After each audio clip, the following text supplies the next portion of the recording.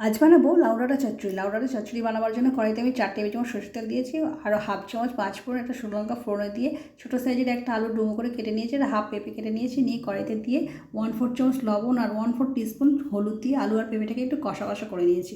তারপরে আমি কেটে নেওয়া বেগুনটা কড়াইতে দিয়ে দিলাম, দিয়ে ডাঁটাগুলো কড়াইতে দিয়ে একটু ভালো করে নাড়াচাড়া করে নিয়েছি। নিয়ে দুটো কাঁচা লঙ্কা চেরা দিয়েছি, দিয়ে একটু ভালো করে নাড়াচাড়া করে নিয়ে এখানে 2 টেবিল চামচ সর্ষে পোস্ত বাটা দিয়ে একটু কষে নিয়েছি। দিয়ে সামান্য একটু জল দিয়ে দিয়েছি, দিয়ে ডাঁটাটাকে সেদ্ধ হওয়ার জন্য আমি চাপা দিয়ে মিনিট 10 ফুটতে দেবো। এদিকে অন্য একটি কড়াইতে আমি চিংড়ি মাছগুলোকে ভেজে তুলে নিলাম। নিয়ে এবারে 10 মিনিট পর লাউ ডাঁটার চাপাটা খুলে চিংড়ি মাছগুলো কড়াইতে দিয়ে দিলাম, দিয়ে 1 টেবিল চামচ চিনি দিয়ে আবার একটু নাড়াচাড়া করে দিয়ে চাপা দিয়ে দেবো। চাপা দিলে এবার ডাঁটাটা একদম নরম হয়ে আসবে এবং সেদ্ধ হয়ে খুব সুন্দর সেদ্ধ হয়ে যাবে।